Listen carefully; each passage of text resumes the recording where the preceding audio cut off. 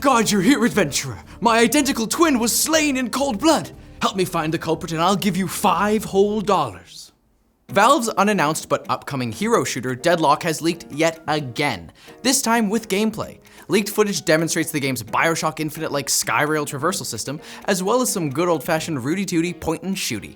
We also got a peek at many of the playable heroes, and only some of them look like Overwatch knockoffs. While it may have, shall we say, similarities to certain high-profile hero shooters, sources speaking to Insider Gaming claim that the gameplay and mechanics feel very similar to Dota. Yay!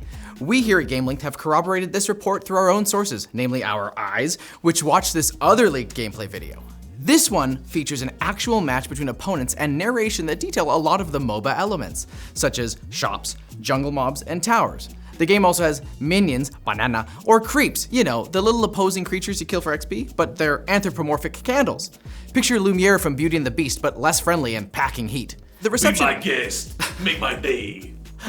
The reception to the leaks have been mixed. Some think that the game feels a little bit late, or that the design and aesthetics are uninspired. On the bright side, Deadlock looks better than it did when it used to be called Neon Prime. Footage of that version also leaked, and its overall vibes seem to be giving cyberpunk Fortnite. Imagine how neon the slurp juice would be. IGN's parent company, IGN Entertainment, announced it bought several other gaming news sites and almost immediately started laying people off. I guess IGN Entertainment is literally killing games journalism.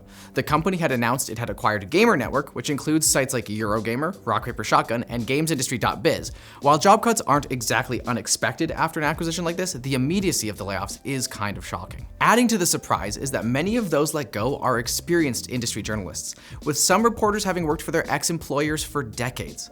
In addition, Alice Bell, the only editorial leadership at Rock Paper Shotgun, was also let go. Rock Paper Shotgun is such a good publication. Yeah. This is so sad. There are also reports that the job losses are targeting mostly Gamer Network employees who are located outside of the UK. If that's true, we don't know why. Maybe they tried to give those UK journos the boot, but they thought they were talking about cars or something. It's like a completely different country there. Sadly, this is really another loss in a troubled industry that has faced many such consolidations and losses over the past few years. Something that's uncomfortable to say on a gaming news YouTube channel. Like and subscribe. A 3D Super Mario Maker has just come out, and like all of Nintendo's best games, Nintendo isn't selling it. Introducing Mario Builder 64, a ROM hack for Super Mario 64 that lets you build your very own levels. Created by developers Arthur Tilley and Rovertronic, the hack allows for a lot of creativity and variation. For example, there's no hard limit on how many red coins you can put in a level.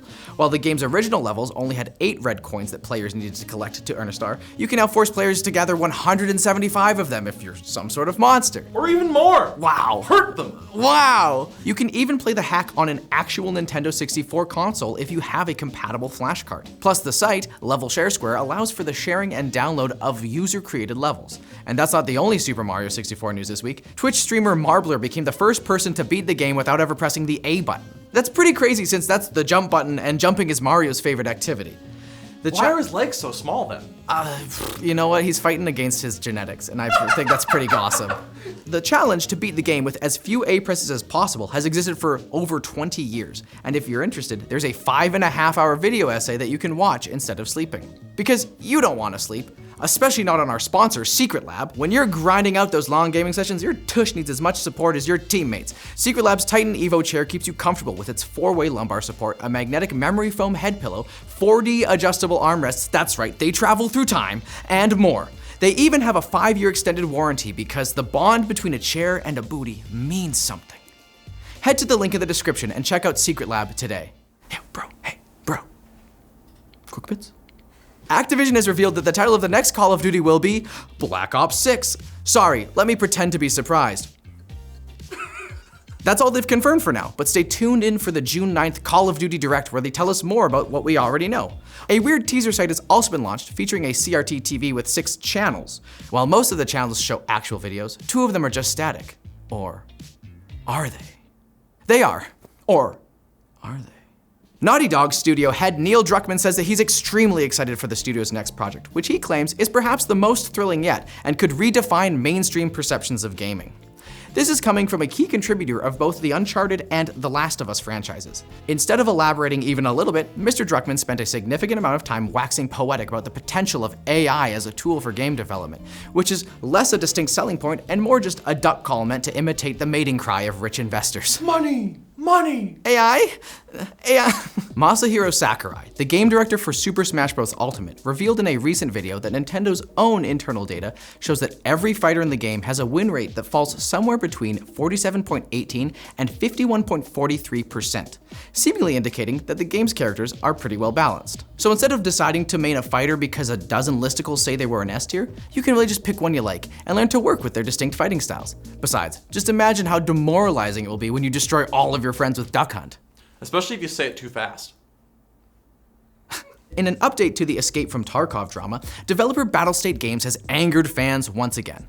To recap, after years of selling a $150 Edge of Darkness edition of Tarkov promising access to all future DLC, Battlestate introduced a $250 Unheard edition with a formerly exclusive game mode. Some Edge of Darkness owners ponied up $100 to upgrade days before Battlestate decided to halve the upgrade cost. Instead of just refunding them all $50, the studio was giving them a single-use $50 voucher, so if you use it to buy a $30 expansion, you lose the extra $20. Many Tarkov players feel this is unfair, and they should know. Most of them cheat. Gamers, much like the evil wizard Gargamel, hate smurfs, people who create new accounts in order to compete against less skilled players. However, a new study that says the majority of gamers, around 69%, haha sex number, also admit to sometimes engaging in the practice. Sex or Smurf? Gamers' view on whether a particular instance of smurfing was wrong depended primarily on intent, with most players viewing smurfing in order to play with a less experienced friend as acceptable, while also viewing smurfing in order to troll and dominate weaker players as inappropriate. Turns out, gamers don't really hate smurfs, they just hate jerks. Then why are so many of them jerks? 'Cause really, deep down, gamers hate themselves. And you'd probably hate to miss out on more gaming news, so come back on Tuesday. Not that I can make you, I don't know where you live. Or do I? I don't. That would be weird. Or would it?